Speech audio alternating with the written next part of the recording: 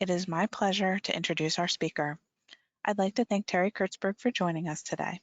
Terri is an Associate Professor of Management and Global Business at Rutgers Business School. Her areas of expertise include electronic communication and distraction, virtual teams, and negotiation strategies and tactics. Dr. Kurtzberg is the author of 4 books, and her research has been quoted in numerous media outlets such as the New York Times, Fortune magazine, CNN.com, and on the BBC World Service and CBS Radio. She's the recipient of 4 teaching awards, including Rutgers University's most prestigious teaching honor, as well as multiple research awards. Terri, would you please take it from here? Thank you so much. I wanted to start today's conversation with a quote that I saw on a t-shirt. I find that some of the best philosophy of our generation shows up on t-shirts. And this one said, 2020 is an unusual year. February had 29 days, March had 500 days, and April is lasting forever. So I'm grateful to be able to spend part of this endless April together with you, sharing some observations and some findings from my own research and that of others about virtual work and how it's unfolding during these most unusual times. Most of what I'm presenting today comes out of 2 of the books that I've worked on, the Virtual Teams book and the Distraction book. We'll talk about some elements of each of those. I divided the content that I wanted to share with you today into 3 areas. I want to talk first about some of the ways that our electronic communication is more negative than we notice or intend. I want to talk about the trust issue and how difficult it can be to recreate trust in that is just more spontaneous and easy in a face-to-face fashion. And then I want to talk about some of the attention and distraction issues that arise when we have this technology interface mediating the way that we communicate with each other. Generally speaking, what I'm aiming to do here is to give you a sense of the why. Why are there some of the difficulties that we've been facing, and why do things get tripped up in ways that we might not even notice? So the truth is there is an awful lot of negativity that happens in virtual interaction, or what I sometimes call the lying, cheating, ignoring, insulting, and overwhelming set of problems. The sad fact is, and we've seen this in study after study, is cooperation in particular, but also trust and honesty go down the second that we have this interface, that we have this mediation. We have a screen between us, essentially. One batch of studies on this lying phenomenon in particular came out of my lab. We wanted to know if it was exactly the same. We were looking specifically at self-serving behavior, misrepresenting information for your own gain. And did that change when we have this kind of interface instead of interacting in other ways? So to look at this, we borrowed a classic experiment from the field of behavioral economics. It's called the Ultimatum Game. And what the Ultimatum Game does is this. It says there are 2 people, there's person A and there's person B. And person A is endowed with a certain amount of money. They say, you get $100, but in order to be able to have any of it, you have to participate in the game according to these rules. You have to tell person B how much of the $100 you're proposing to share with person B. And so person A could say something like, okay, I'll give person B $20. And person B then gets to look at this allocation decision, in this case, this 80-20 split, and say yes or no. And if person B says yes, then both people get paid out exactly in the proportions that person A proposed. And if person B says no, then nobody gets anything. So this experiment is kind of the cornerstone of behavioral economics, because whereas pure economics, a pure economist would say, well, you really only have to offer the other person $1, right? Rational, economic-minded people would rather have $1 than no dollars, so you can keep 99 and just give them 1, and that person should want to say yes.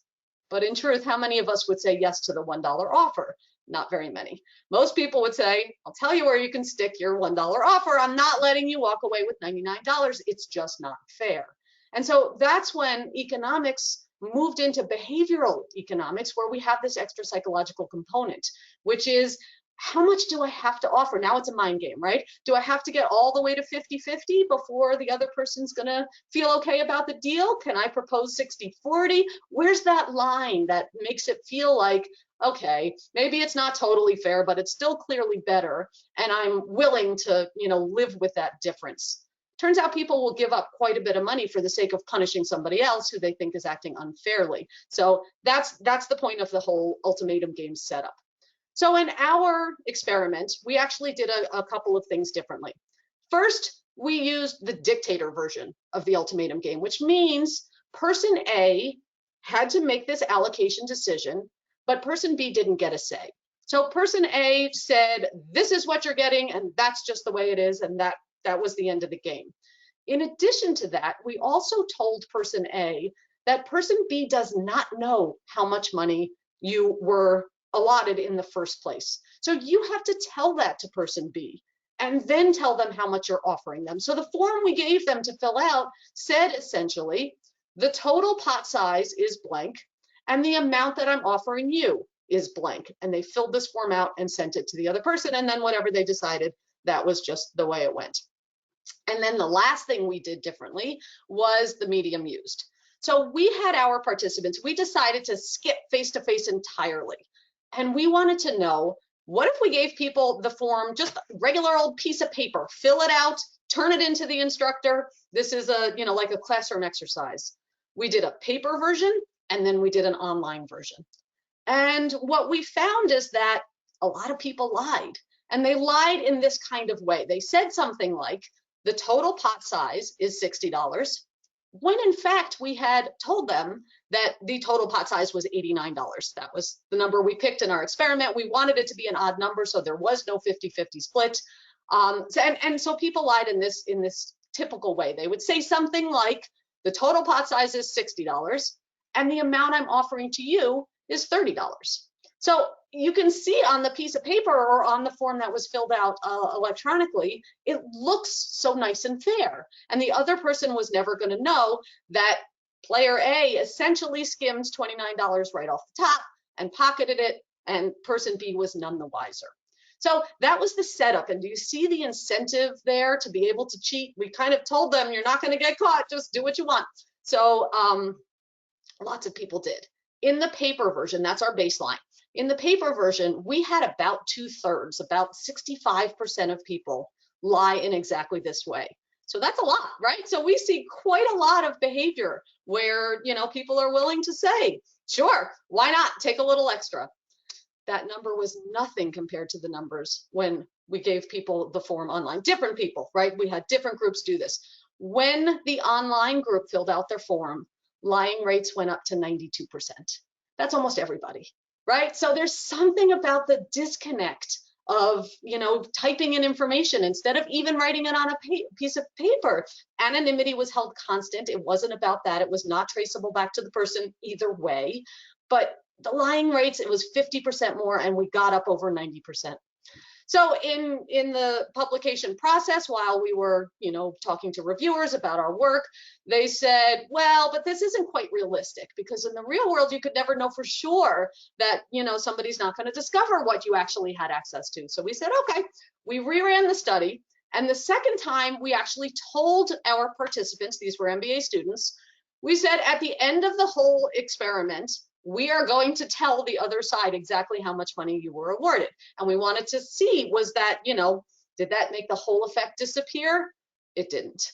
So lying rates went down a little bit, but they were still high, and they were still much higher in the online condition. So that's what we were seeing, and it was a pretty consistent effect. We ran this a number of different ways with a number of different populations, and we're seeing the same dominance about this less honest approach when people use the screen as their interface. So very recently, just this past year, we decided to run a follow-up and say, okay, so that's our baseline, and we did this, some years ago with basic desktop computers, but does it matter what device you're on? So we decided to rerun the whole experiment using either laptops or cell phones. So I want to stop here, and Margaret's going to run a poll for us so we can see what you think. which do you think was going to have the greater lying rates? Do you think that people will lie more using a laptop computer or using a cell phone? So our results are already coming in, Terri, and so far, cell phone is winning, but I'm going to give a few more seconds for a few more of our participants to weigh in. All right, I am going to close that poll and show you the results.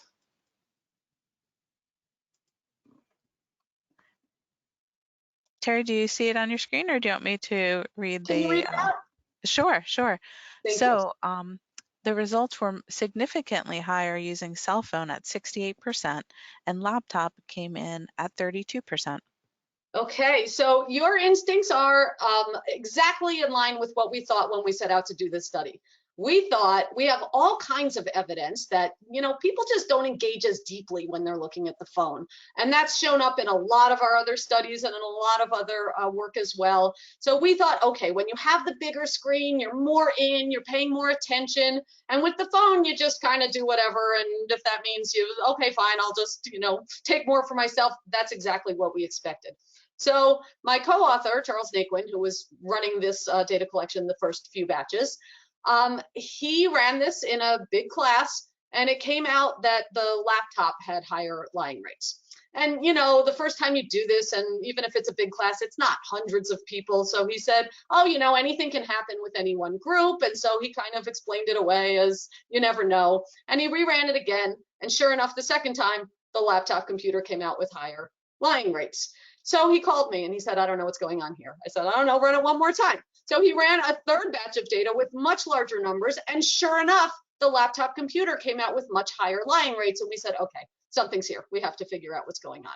So we started having conversations with some of our colleagues. And what emerged from these conversations was an idea that we didn't have at the beginning, but seemed like it might make sense, which is it's not about the screen size. It's about the association we have with each device.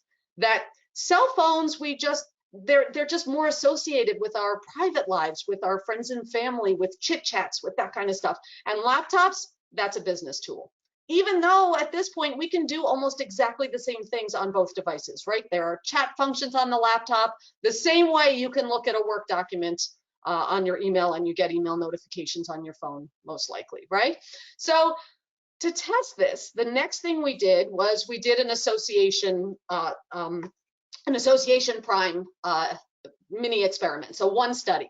So we asked people, tell me which of the following list of words. We had a list of 14 words, and half of the words had, more personal orientation, like friends and family and things like that. And half of the words had more professional orientation, like work and task and things like that. So we said, think about, and then we labeled one device or the other. We said either think about a cell phone or think about a laptop. And circle which three words do you think best represent this device? Which ones are, the best fit? And sure enough, if you look for which one was dominant, which one had at least two of the three words circled, the cell phone was associated with the personal side and the laptop was associated with the professional side. So the last step in our series of studies here was to say, okay, now that we think we understand the mindset issue, can we, my dissertation advisor way back when in grad school always used to say, if you really understand a phenomenon, you can turn it on and turn it off. So that was the last step. We were trying to figure out if we could turn on and turn off this change in mindset. So it was no longer about the device, it was just about what we told you to think about. So we used a priming task where we asked people, think about a successful event. Half the people thought about a personal event and half the people thought about a professional one. And then we asked them, write a little bit about it. So you're really in that mindset of thinking personally versus professionally. And the results were half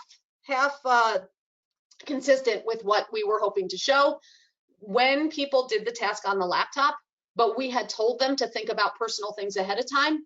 Lying rates came down accordingly. However, when they were on the cell phone and we told them to think about professional things, they did not go back up. So we have some evidence that this is actually the key. This is the why behind these different lying rates. And I don't know that it says anything great about, about our state of affairs, that thinking along professional lines make us more likely to lie and cheat and act in self-serving ways. But that does seem to be what we're showing. It doesn't seem to be about, screen size per se or anything like that. It seems to be this association cue. Let me hop back here. So there are other things that show how this thread of negativity weaves through a lot of our online interactions. The fact that people are willing to use more negative language. One of the first studies that I think that I ever saw on the changes, on the things that change when we move online. This is a study from the mid-1980s. So this is really founding work when email was a brand new thing and most people didn't even have it yet. It's called the flaming effect, and it showed that people kind of let loose in a way that they didn't face-to-face in negative ways. Another batch of studies out of my lab, we were looking at performance evaluations. And we found that when people filled out their performance evaluations, these were peer evaluations. The first batch of studies was peer evaluations. We had student teams and we asked them to rate each other. And the people who filled out the form online tended to have lower ratings than the people who filled out the forms on paper. And then again, during the review process, we had editors and reviewers who said, well, it's possible that the teams were just different, right? So we redid this study a different way, and we had everybody watch a documentary of a man doing his job. It was a negotiations class, and we showed a hostage negotiator, and then after he's done, after the documentary's over and we see this man doing what he did, we asked people to rate this guy. How effective was he? And now everybody had the exact same input now. So that was held constant, but one group of people, we asked them to rate and comment on his performance on paper, and the other one was online. And sure enough, the online population ended up giving lower ratings. Now, this is a subjective thing. How effective was this man? There's no true score, right? He's as effective as we feel he is. So we don't know, are people just being more honest, or are they being more harsh somehow? But coupled with all these other studies, there does seem to be a whole, as I said, a whole thread of negativity that runs through a lot of our interactions that I don't think we noticed doing at the time. It's subtle. And yet it's showing up in context after context in each of these batches of studies. The best we can figure about what's going on with people's mindsets is the mistaken idea that somehow what we do when we're typing doesn't count as much. It just feels more ephemeral. It feels more anonymous. The truth of the matter is, it is significantly harder to erase or contain a single electronic message sent out into the world than anything that's spoken out loud or even documented on a single piece of paper. But it's not the way it feels. And so somehow that bleeds into people feeling justified to act in more self-serving ways. Okay, I want to switch gears and talk about the problem of trust and how this manifests in the online space. So there are a number of studies that show that when we are preparing to speak to somebody online, we immediately have our guard up and don't trust them as much as we would if we were preparing to meet them face to face, even if we've never met them. And there should be no, we don't know better either way, right? But we're already on our guard. Now, maybe this is for good reason based on all the, pieces I just went over that show that people do act less well online.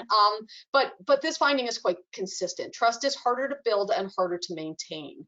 Another piece of this is that we have a tendency to interpret messages that are text only as slightly more negative than they were intended. So you may have had this experience yourself. You send a message out that you feel like is perfectly neutral, and somehow somebody else is worried that you're upset with them. Or maybe it's the other way, right? Maybe you read something and got concerned when it really wasn't the way it was intended. We have a tendency to kind of bump everything down a level when it comes to our interpretation of negative tone. There's a study I love that says that we're not even as trustworthy to ourselves. So this study was looking at people who had stated that healthy eating was a goal of theirs. And it turns out that even these people with this stated goal ordered more bacon on their pizza when they order using the online app than when they have to call and speak to the guy taking the order at the pizza shop, right? So that's a piece of trustworthiness as well. Our behaviors are changing in systematic ways, again, that kind of fly below the radar. We don't tend to focus on this, we don't notice it happening, but we're seeing it in these kinds of clever experiments. Yet one more experiment from my lab was about disclaimer signatures. So my colleague Charles, who I mentioned earlier with the lying studies, he brought this one up. He said, so you know that little signature that a lot of people have on the bottom of their email? I wonder if it does anything. I mean, it's not supposed to, right? Companies put on something like, you know, a legal disclaimer message just to cover themselves for whatever you might say. And we're not supposed to pay attention to it. We don't think it does anything damaging. But he said, let's actually check. So we had a negotiations case. And again, this was with working individuals. These were part-time MBA students, so they were all fully employed. And we had them pull their own email signatures off their email for the purposes of this assignment. And then we divided them into 3 groups. We had one group that was called the disclaimer group, and we made them put this little message that's on the screen here at the bottom of their email instead. This message contains the opinions of the sender and is not representative of the views of the ABC company. And then we had 2 other groups. We had a no disclaimer, a no signature group at all. And then we also had a group that just had a little confidentiality message. So it wasn't as strong, it wasn't as much legal language. It turns out that the people who had this legal disclaimer language on the bottom of their email ended up, the other side didn't trust them as much, and they did not reach as successful a deal in the negotiation on average. So again, if these tiny little things that we don't even notice or pay attention to are having these kinds of dramatic effects, there's a lot going on here that we don't know enough yet about. What should we be paying attention to? How do we make sure that we watch all our cues to do this well instead of, you know, each of these kinds of pitfalls that potentially derail us? There's some other interesting evidence that this isn't my study, but I think it's great, that says that if you have 2 people who are sitting and talking, if there is a cell phone that's visible, even if it's off, even if it's face down on the table, or even if it's aside, like on a table right nearby, it turns out that it will limit disclosure. People will not talk about as much if they can see a cell phone. So I think the idea of this is just you feel like you're on borrowed time. If there's a cell phone around, it kind of reminds everybody that any of us can get pulled away at a moment's notice and have to attend to a message, or let me just check in case it's my kids, or whatever the things are, right? That it just, we just keep everything on a much more surface level. We don't really open up and have these deeper and more meaningful connections. This is just seeing the thing, right? And of course, most interactions involve quite a bit more interaction with our devices than even that.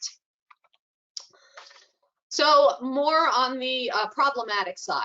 What do we know that does not work well to build trust? I'll get in a second, I promise, to some better news of things that can actually help. Video has not shown itself to be a great trust builder. We don't know that there haven't been tons of studies of this yet, but the ones that exist aren't so positive. So there's the camera angle problem, and there was a really clever set of studies done where they actually had somebody who was, you know, looking like this way, down to the side, and straight at it. And it turns out that looking anywhere except directly into the camera is a trust-breaking thing, which is why I'm trying very hard today to stare right into the camera. I hope it's helping. There actually was an article in the New York Times just this morning about Zoom and its problems, and one of the things that they were highlighting is that even the tiny delays, even the slightly choppy feed, even the momentary freezes is really disconcerting for the brain, right? We count on these kinds of cues and we use them to mirror our own facial expressions and things like that. And when the whole thing happens on this awkward, slightly delayed. The brain is always trying to catch up and fill in the gaps, and it's just exhausting is what it is. There's also the distraction problem, especially if it's more than one-on-one, that you just see the million little boxes, and most people are more concerned with how they look themselves than paying attention to people. But all the extra movement is difficult to track. And as one of my colleagues said on the second or third day of quarantine, that camera just isn't kind to anyone, right? Nobody's looking their best. Nobody's feeling good about this. I can offer you one tip that I took from a very high-performing team. They said what they do, their solution, is that they use video for 5 minutes at the beginning of every meeting. They say hello. There's one guy who always wears kooky glasses. They want to see what kind of glasses he's wearing, and then they shut it down and get to work. So when it's time to actually do the work part, audio seems to be much more effective. Another thing that doesn't seem to work as a trust builder is forcing formal introductions. So you can think about this one, even in a traditional face-to-face, think about a kickoff meeting to a team that you've been on maybe. And the most typical thing that happens, whether it's a conference call or a face-to-face meeting or a video call, it doesn't matter, although of course these things get progressively worse the less intimacy we have. But oftentimes the first thing that's done is, you're asked to, we'll go around, say your name, say what work you do, and maybe, tell us something interesting about yourself. Turns out, not only does this not build trust, but it doesn't seem to work to let people get to know each other at all anyway. And the primary reason for this, at least in my experience, is that people don't actually listen to anybody else. They spend all their time rehearsing what they want to say. So you hear somebody else speak and you're saying, oh, okay, that's what I'm supposed to, those are the 3 talking points. What am I going to say? What story do I want to tell? Is that going to be okay? And then even after you've had your turn and you've spoken, what we do instead is review our own turn. We still don't really listen to the other people. Couple this in with the fact that most people don't really like being in the spotlight. Most people are not trained in any kind of public speaking, and you end up with something that's really not quite useful. There's one other concern, which is the mirroring effect. So I remember an executive MBA student telling a story once that somebody at the second person on a giant introduction call like this one time told something personal and sad. And it was like the whole rest of the call was one person after another trying to outdo each other with these terrible, sad things. I mean, not for the glory of it, but because that's the tone that was set. Right? So that's what feels, oh, right, I'm supposed to share something deep. What do I have? Right? That just ends up being the thing. Anyway, these things are meant to be trust builders, and they don't seem to work, especially in the online context.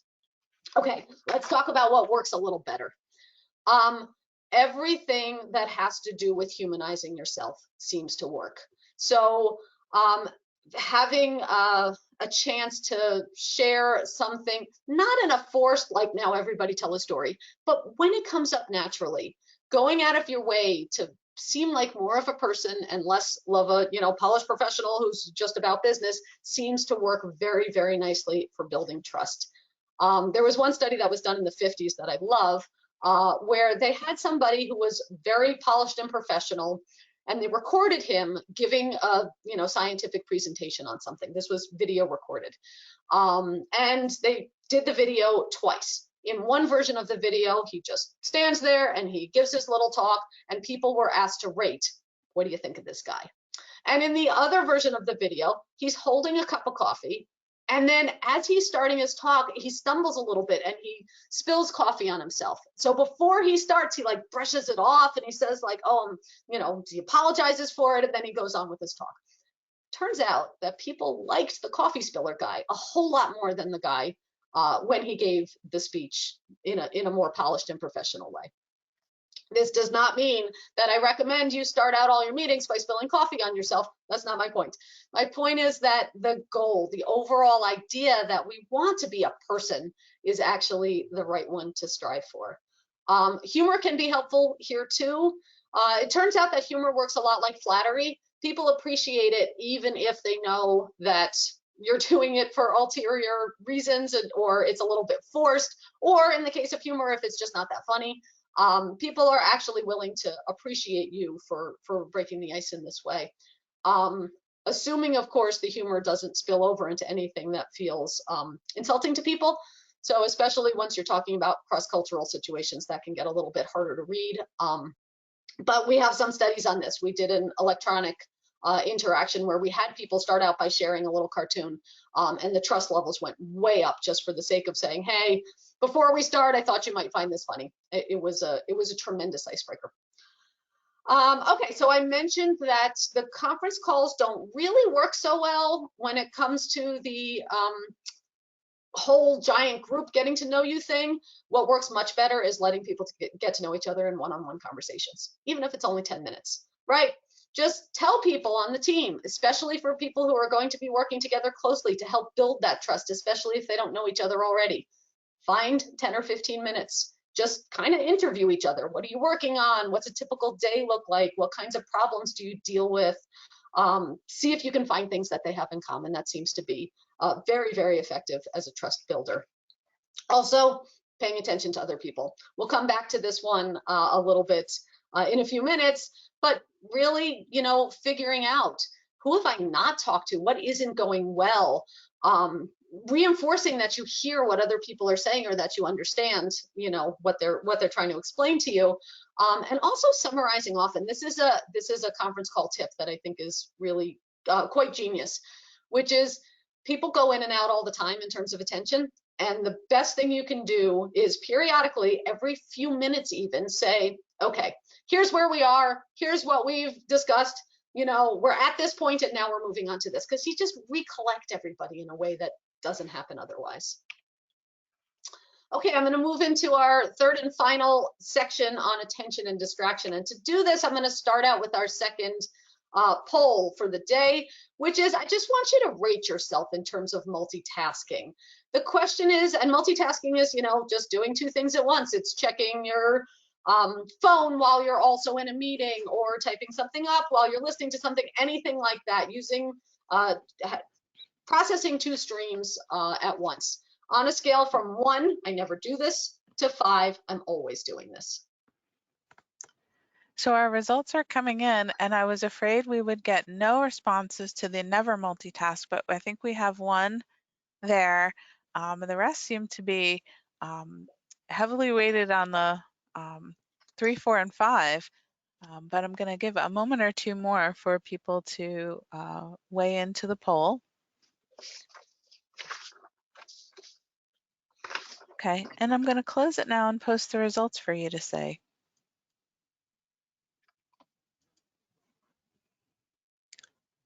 So would you like me to read the results again? Okay, great.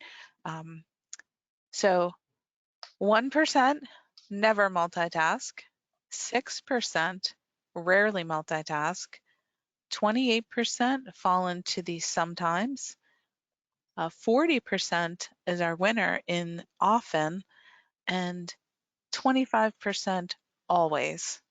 So, and I am not weighing in. I feel guilty as charged here. Well, you're in good company.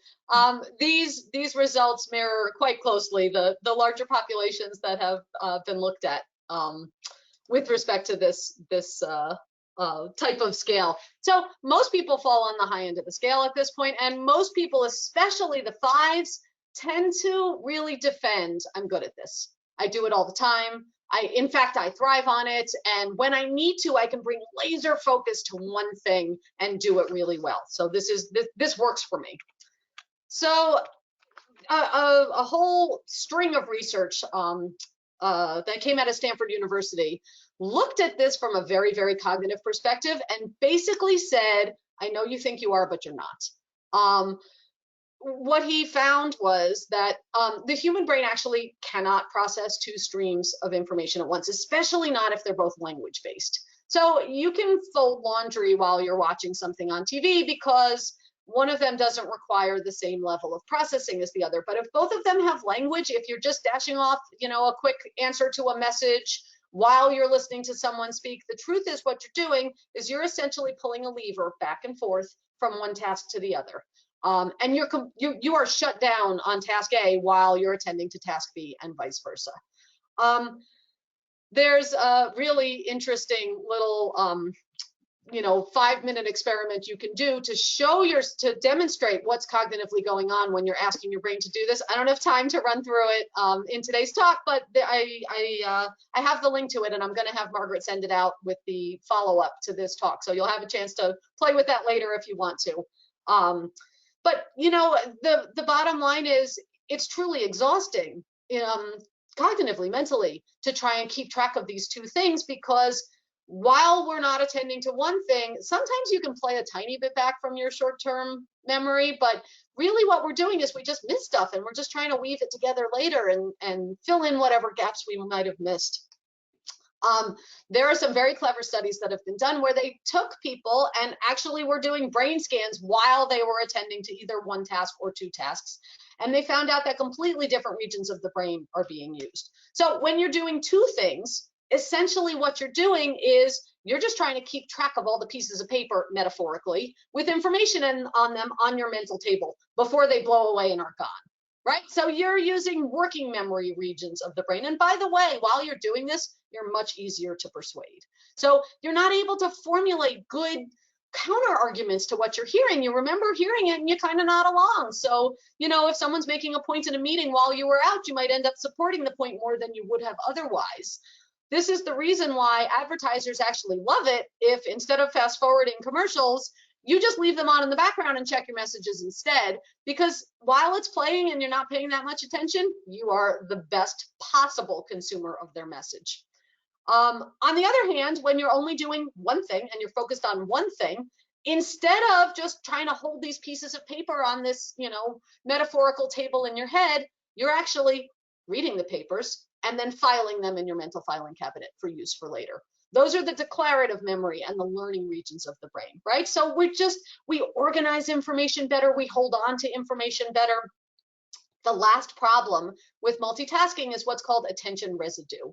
So think about the last time you had a phone conversation with someone, which these days might have been more recently than it would have been otherwise. When you hang up the phone, you need a couple minutes where that conversation is still playing in your mind, right? You think of something the other person said, it still makes you smile, or you remember something else that you want to do as a follow-up, and you jot a note to look up and send that article afterwards or something like that. That's an example of attention residue.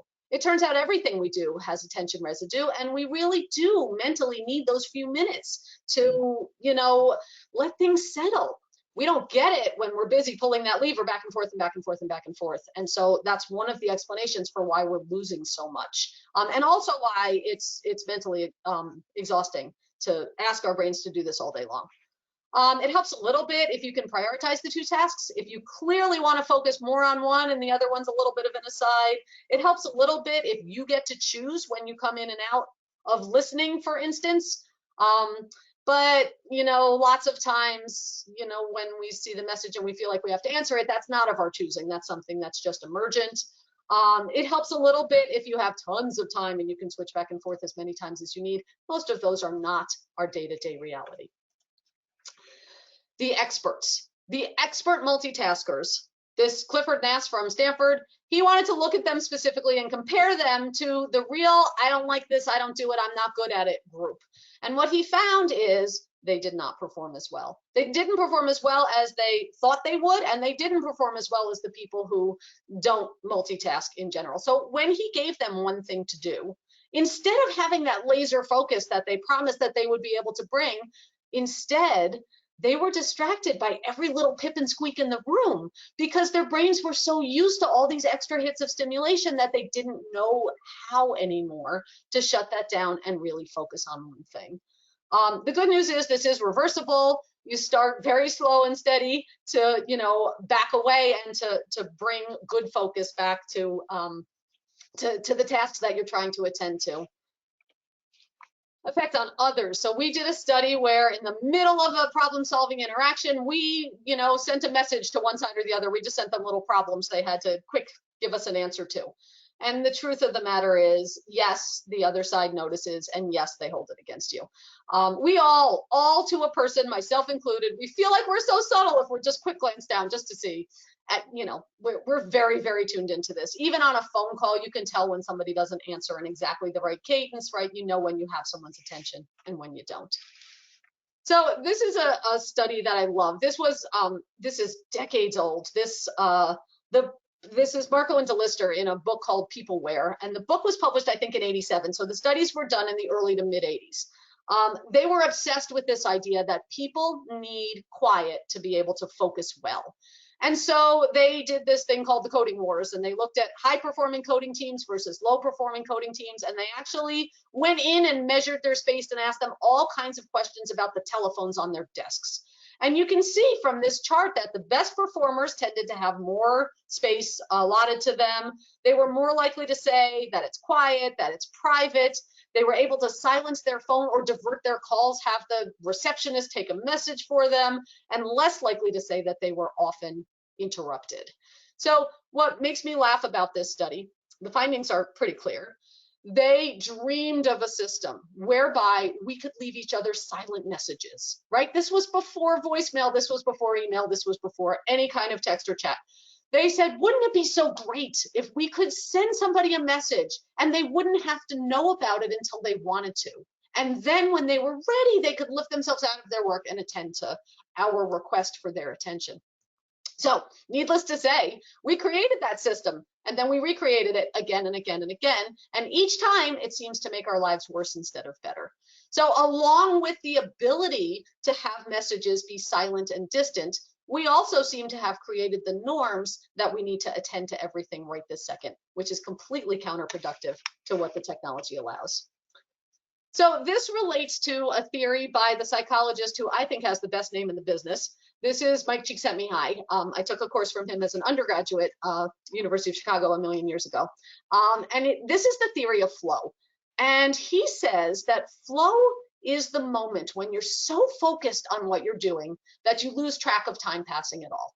So athletes sometimes talk about this experience like being in the zone where it's just you and the ball or you and the clock and nothing else matters. You don't notice the rest of the world. We experience this at work sometimes too, when you're fully immersed in a problem and you're really, doing something, you're just thinking well, or you're writing.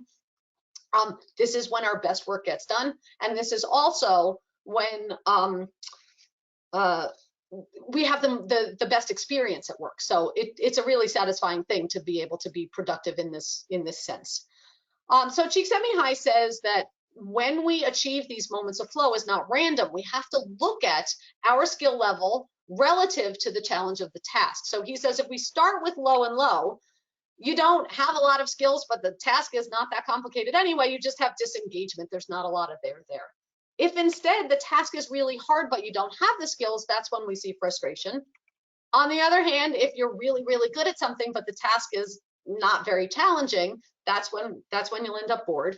He says only when we have this one condition of high skill meeting high challenge, that's when we see flow happen. So that's what flow is.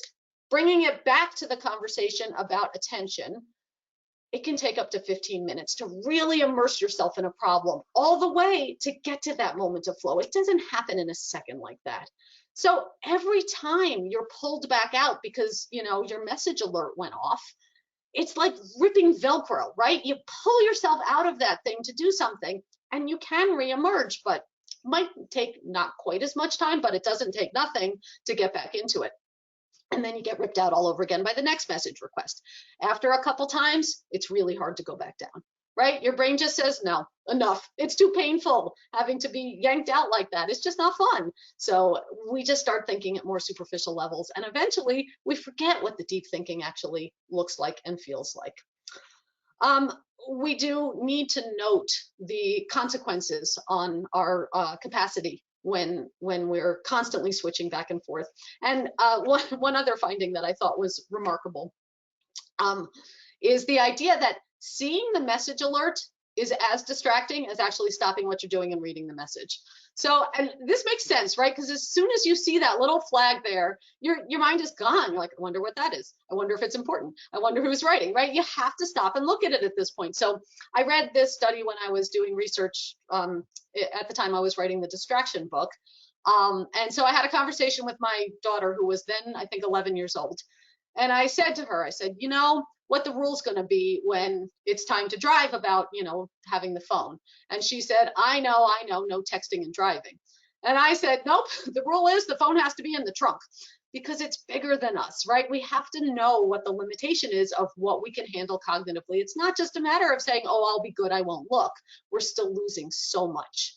I don't think that's going to be practical by the time she's 16, because the cars are also wired that they tell us when we have messages, even if we didn't, even if we weren't tempted to actually look at them. So I don't know where that's going and how we'll figure that out. And the last thing I wanted to talk about today is listening skills. So we actually spend most of our day communicating. That's writing, speaking, or listening. And of the three, listening is actually the most dominant in terms of how many minutes we spend doing it. But we're not that good at it. And it's not your fault. It's we're actually not hardwired to be very good listeners. Part of the problem is that we can process language a little bit faster than we can speak and listen to it. So the estimate that I've seen is that there's a 1.6 multiplier.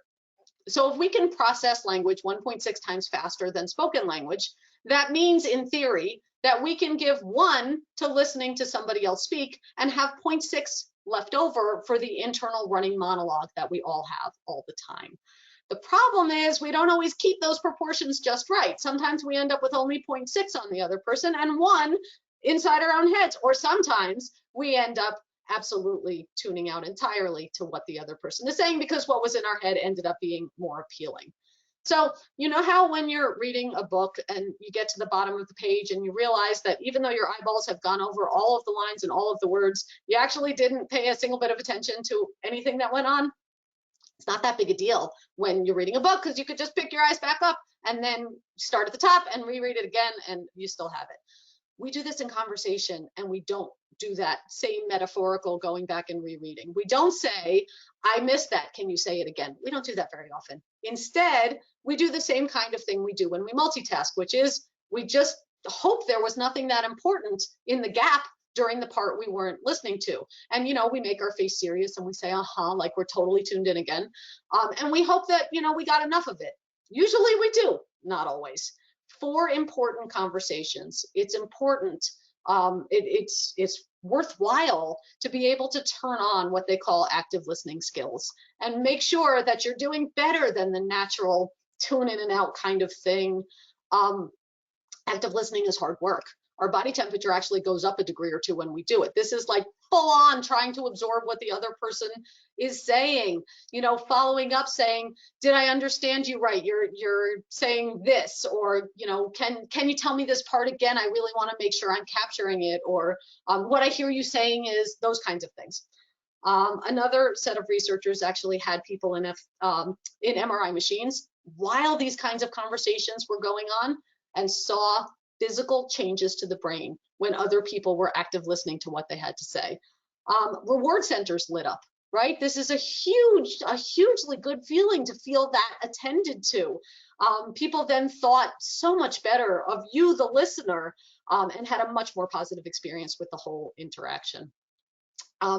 You're not going to have everybody's attention all the time. If you really need it, it's worth it to assign out some kind of follow-up work.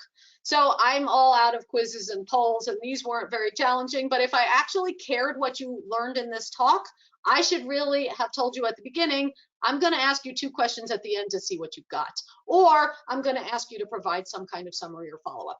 We don't need to do it in this kind of talk, but in professional meetings, if there are ways to work things in like that, it's a night and day different experience in terms of the amount of attention you get.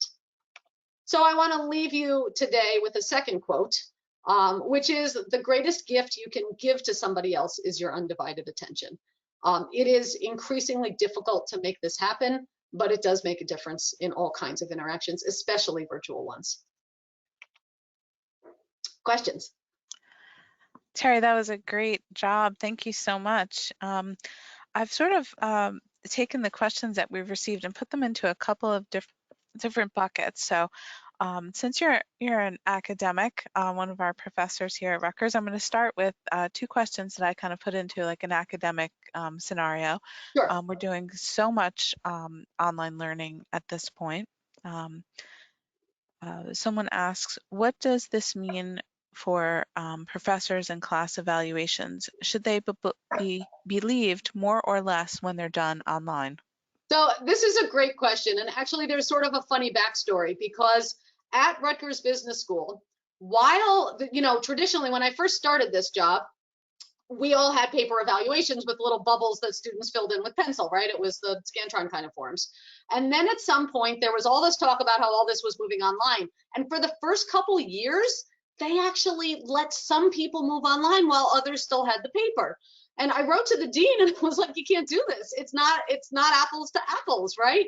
We are talking about a systematic bias. And especially if you're looking at, junior faculty who need these evaluations in terms of getting promoted and things, it's just unfair to have some people get this extra edge while other people aren't. Once we move to 100% online evaluations, I think it's okay. So the difference that we're looking at, although it's statistically significant and consistent with all these other bits of research, it's not giant. It's not like, it was like most of 1 point. It was like half a point, give or take.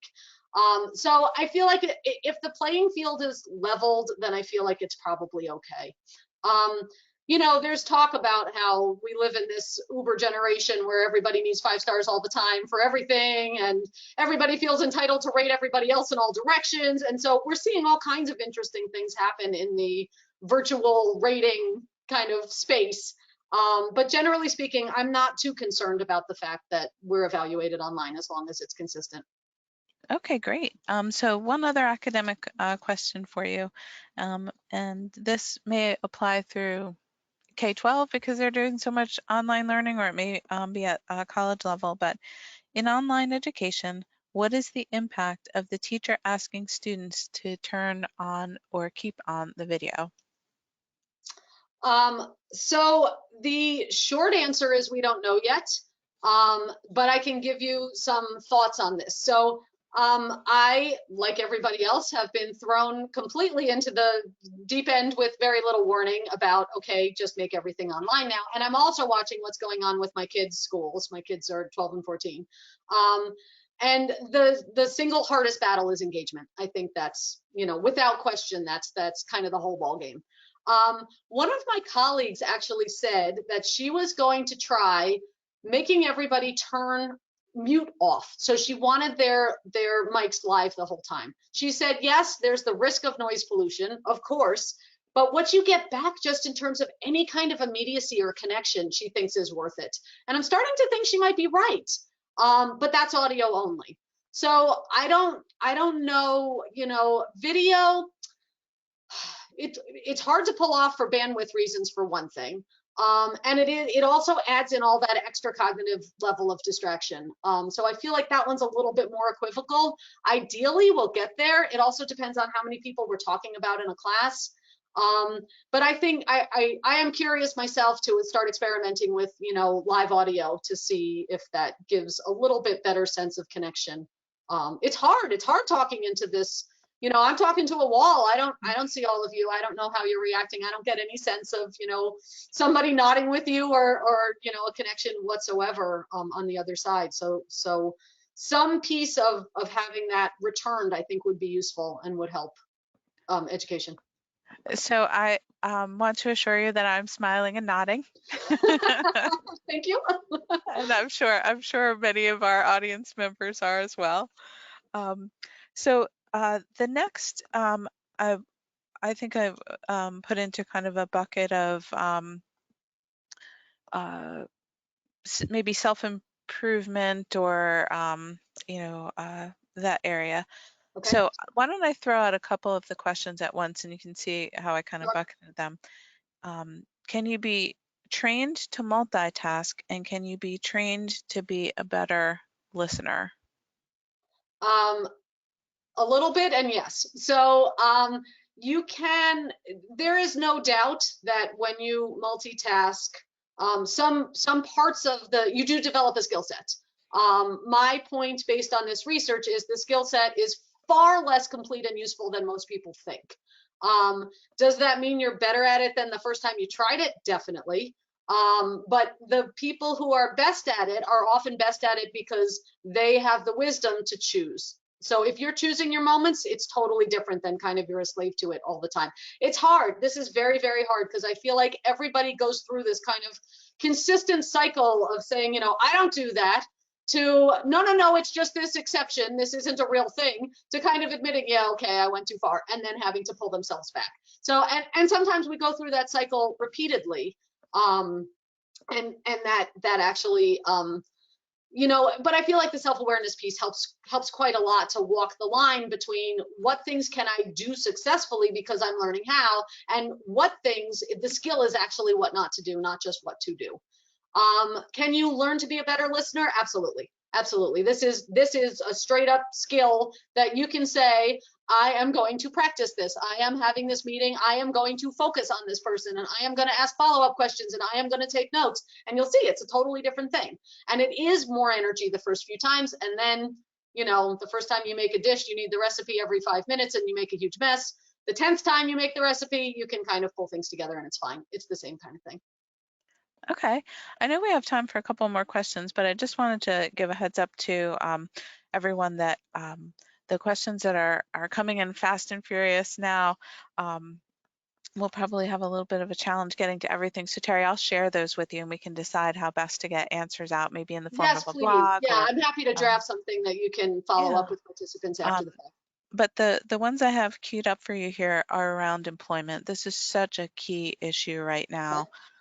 And we have someone who is preparing herself, I think it's a her, for an online group interview. Uh-huh. And she's doesn't seem convinced now that she can convey her truth and honesty and things like that. So she's looking for some advice there. Okay.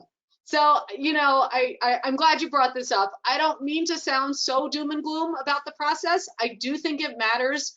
If you bring yourself to the conversation, it will shine through despite the disadvantages, right? So you prepare the way you would always prepare, and it's almost like a fake it till you make it thing. Like you just have to pretend that you're comfortable and feeling warm and connecting with people, even if you don't get that sense yourself. You have to shut down our kind of natural reaction, our hesitation to be more chit-chatty and open in this kind of setting, and make sure that you're still shining in the same way you would. And I think even if it's not 100% that's going to come through, a lot of it's going to come through anyway, and it'll be okay.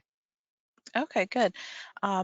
And then I'm going to combine a couple of questions here in this ask, and it is around the work from home Mhm. situation.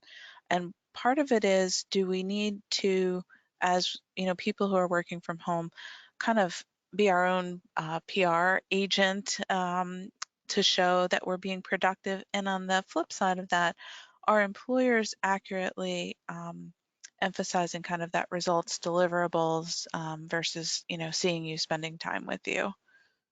Um, I think that's a lovely question, and I think you're quite wise to ask it and to think about proactively demonstrating, here's my value, here's what I'm doing. I think that's a good idea under normal circumstances, and it's that much more important when there's not that natural sense of I just walk by and see you working hard on things, right? I mean, on the most superficial psychological level, we really do pay attention to those kind of cues, and when they're missing, it feels, you know, you just don't know, right? So being a little proactive, saying, I'm going to keep a weekly log. I'm going to, as I accomplish things all week long, I'm going to jot down some notes. And then you approach your boss and you say, if it's okay with you, just to make sure we're aligned and on track, I'd like to just write to you every Friday morning and tell you what I've been up to and check in to make sure that this, you know, resonates with what you're hoping. That kind of thing I think is fantastic. I don't see any downside to having. I mean, if once a week is too much, then you figure out what the right amount is. But I think being proactive in that way is very clever. Oh, good. And it seems like it meets answers that deliverables part of the question as well, because if you are showing this to the boss, they can provide Right, feedback about, yes, this is right. what I had in mind. No, this isn't.